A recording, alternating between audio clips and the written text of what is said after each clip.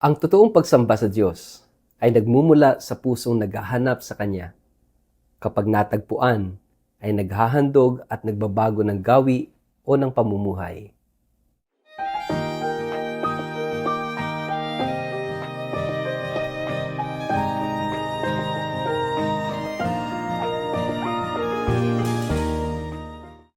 Ang mabuting balita ng Panginoon ayon kay San Mateo. Panahon ng paghahari ni Herodes sa Judea nang ipanganak si Jesus sa Bethlehem. May mga pantas mula pa sa silangan na dumating sa Jerusalem. Nagtanong-tanong sila, nasaan ang ipinanganak na hari ng mga Hudyo? Nakita namin sa silangan ang kanyang bituin, kaya't naparito kami upang siya'y sambahin. Nang mabalitaan ito ni Haring Herodes, siya'y naligalig. Gayon din ang buong Jerusalem. Kaya't tinipon niya ang lahat ng mga punong pari at mga tagapagturo ng kautusan at sila'y tinanong, saan ba isisilang ang Kristo? Tumugon sila, sa Bethlehem po, sapagkat ganito ang isinulat ng propeta. At ikaw Bethlehem sa lupain ng Huda ay hindi pinakahamak sa mga pangunahing bayan ng Huda, sapagkat sa iyo magmumula ang isang pinuno na mamamahala sa aking bayang Israel. Nang mabatid ito, palihim na ipinatawag ni Herodes ang mga pantas at inusisa kung kailan lumitaw ang bituin. Pagkatapos, sila ay pinapunta niya sa Bethlehem na ganito ang bilin, hanapin ninyong mabuti ang sanggol. Kapag natagpuan ninyo, ipagbigay alam agad ninyo sa akin upang ako man ay pumunta roon at sumamba rin sa kanya. Pagkarinig sa bilin ng hari, sila'y nagpatuloy sa paghahanap. Ang bituin na nanguna sa kanila mula pa sa silangan ay tumigil sa tapat ng kinaroroonan ng bata. Ganoon na lamang ang kanilang kagalakan nang makita ang bituin. Pagpasok sa bahay, nakita nila ang bata sa piling ni Maria na kanyang ina. Nagpatira pa sila at sinamba ang bata. Inihandog din nila sa kanya ang mga dala nilang ginto, insenso at mira. Nang papauwi na ang mga pantas, nakatanggap sila ng babala sa pamamagitan ng panaginip na huwag nang bumalik kay Herodes. Kaya't nag-iba na sila ng daan pauwi. Ang mabuting balita ng Panginoon. Word of the day, hear what God has to say. Mapagpalang araw po sa inyong lahat. Kumusta po kayo? Ang ating pong word of the day ay worship. Mga kapatid, ngayon ay Epiphany Sunday, ang huling araw at huling linggo sa panahon ng Kapaskuhan. Bukas ay papasok na tayo sa ordinary season. At dinadala tayo ng ating ebanghelyo sa tagpo na kung saan ang tatlong pantas ay naglakbay mula sa silangan at nakarating sa Bethlehem para sambahin ang sanggol na si Jesus.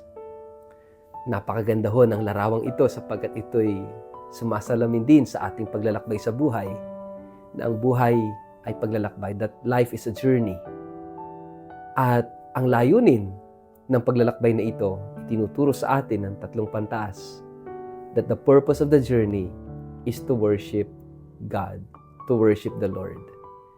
Ito'y malinaw na ipinahayag ng tatlong pantas kay Herodes nang sinabi nilang sila'y naparoon upang sambahin ang bata, upang sambahin si Jesus. Pero, is it really worth it na they have to travel? Sabi nga ng ilan ay 2 years silang naglalakbay para lang sumamba. Of course, kung mayroong malalim na pananampalataya, kayang magsakripisyo ng ganun katagal, na bagtasin ang disyerto, ang hirap, ang discomfort ng paglalakbay para sambahin si Jesus. It entails sacrifice. It entails self-offering.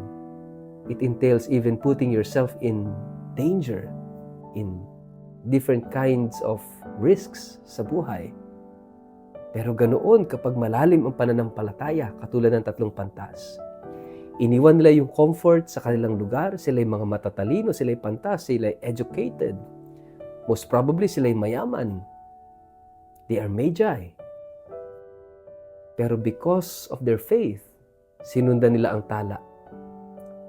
At sila'y nakarating sa Israel, nakarating sa Bethlehem. Mga kapatid, magandang tingnan natin yung ating sariling buhay. Yung buhay ba natin ay isang buhay na paglalakbay na ang natatanging goal, objective is to worship God, to worship the King? Anong ibig sabihin ng worship? Ibig sabihin nito, yung pagsamba ay hindi lang basta-basta yumuko at sinabing o sabihing sumasamba. Makita natin that even before arriving, bago pa sila makarating doon sa Bethlehem, makita natin yung mga iniwan ng mga pantas na ito, yung sakripisyong pinagdaanan nila. At lahat ng yun ay part of worship. Ibig sabihin, yung worship, it entails letting go. You have to let go of something na maaring mahalaga sa iyo. And it entails sacrifices also.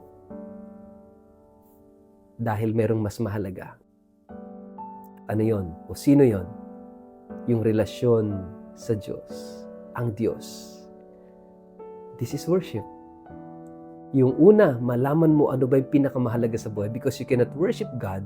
Sabi nga ng Panginoon, you cannot worship both God and Mammon. Hindi pwede. Kaya nga itong iniwan nila, yung mga sakripisyo nila, ay dahil natagpuan nila ang pinakamahalaga. At ang hinahanap nila ay walang iba kundi si Jesus. Mga kapatid, sa buhay natin, naghahanap din tayo. At sana dinala tayo ng paghahanap natin kay Jesus sa Diyos. At ano ang patunay na natagpuan na nila ang Diyos? At ano rin yung patunay natin na natagpuan na natin ang Diyos sa buhay? Natagpuan na natin ang pinakamahalaga sa buhay. Dalawang bagay ang ipinakita ng mga pantas na ito. Una, sila'y naghahandog. Naghahandog ng ginto, kamanyang at mira. Isang patunay na natagpuan na natin, pinakamahalaga sa buhay natin, ay kapag natuto na tayong magbigay, natuto na tayong maghandog sa Diyos. Ano ba yung maihahandog natin? Ano ba yung maiaalay natin sa Kanya? Hindi lang agad-agad iniisip nating material na bagay tulad ng pera o kung ano paman. Kundi ang maihahandog natin kay Jesus, sa Diyos, ay yung ating mga kakayanan, yung ating mga talino, talento, yung ating oras, yung ating panahon para sa Kanya, yung ating buhay para sa Kanya. Tsaka na lang yung mga material na pwede nating itulong sa ating kapwa bilang pagmamahal at paglilingkod natin sa Diyos. Pero higit sa lahat, sarili mo muna, buhay mo muna, ang ihandog mo sa Diyos. Pangalawa, una yung paghahandog, pangalawa, nagbabagong buhay. Sa bandang huli ng ating ebanghelyo, hindi na sila bumalik kay Herodes. Sila'y lumihis na ng landas, sila'y dumaan na sa ibang daan na. And ito yung nagtuturo sa atin na pagbabagong buhay, pagbabago ng direksyon sa buhay. Mga kapatid, kapag natagpuan na natin ang Diyos sa buhay natin, si Jesus sa buhay natin, maiiba at dapat nating ibahin yung buhay natin sapagkat natagpuan na natin ang pinakamahalaga sa lahat. Kaya magandang suriin, tingnan natin yung ating sarili. Nakita ko na ba si Jesus sa buhay ko? Kaya nga doon tayo dadalhin ng pagsamba ng ating paglalakbay. To let go of yung mga hindi essential sa buhay. O maaring essential man pero merong mas mahalaga at yan ay ang Diyos. And then, pag natagpuan natin ang Diyos sa buhay, maghandog, ihandog ang sarili, ihandog ang buhay, at magbagong buhay. Yun ang patunay na natagpuan na natin siya. Maraming kontra sa buhay natin. Kung gusto nating sambahin ang Diyos, kung gusto nating magkaroon ng relasyon sa Kanya, meron at merong Herodes na darating sa buhay natin. Ito yung mga kumukontra, ito yung mga hadlang, ito yung mga nagpapahirap para tayo mapalapit sa Diyos at gustong malayo o mawala ang Diyos sa buhay natin. Mga kapatid, be wise katulad ng mga pantas na ito. Huwag tayong padadala sa mga hadlang para tayo mapalapit sa Diyos. Gawin natin lang lahat ng paraan upang tayo'y huwag malayo sa Diyos, upang tayo'y mapalapit sa Kanya. Ito ang ibig sabihin ng pagsamba. Relasyon, pagkilala, pagmamahal, pagsunod sa Diyos, pagbabagong buhay. Sa ngalan ng Ama at ng Anak at ng Espiritu Santo. Amen. Ama naming Diyos, ngayong linggo ng Epifania, naway makita namin si Jesus sa aming buhay. Si Jesus na yung anak na nagkatawang tao para kami ay dalhin niya papalapit sa iyo. Amen. Pagpalain po kayo at ingatan ng makapangyarihang Diyos, Ama at Anak at Espiritu Santo. Amen.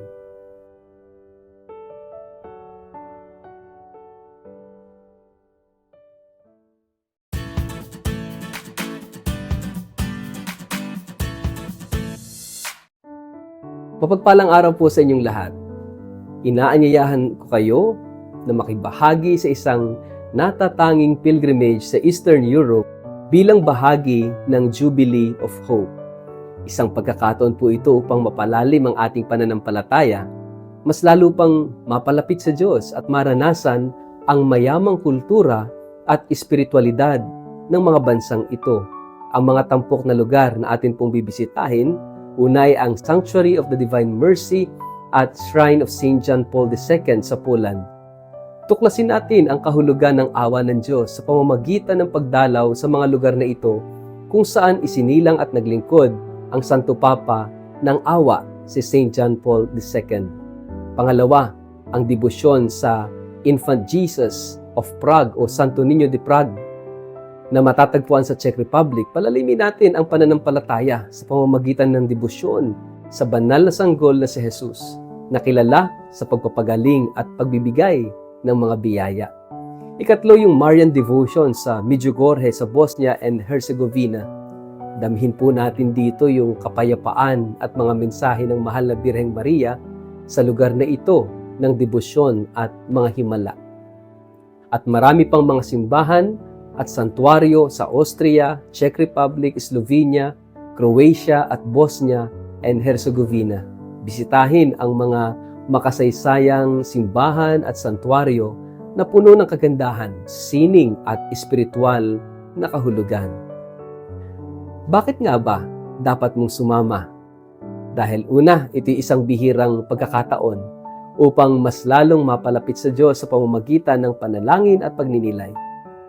Makasama ang iba pang mga mananampalataya ang nagnanais na lumago sa kanilang espiritual na buhay. Siyempre, ikatlo, tuklasin ang mayamang kasaysayan, kultura at pananampalataya ng mga lugar na ating bibisitahin. At para po sa mga interesadong sumama, agad na makipag-ugnayan po sa 0917-5860141 o 0917-823-8461. Huwag po nating palampasin ang natatanging pagkakataong ito upang maranasan ang biyaya at inspirasyon ng Jubilee of Hope. Halina po at maglakbay, magdasal at magdiwang ng pananampalataya natin sa Diyos.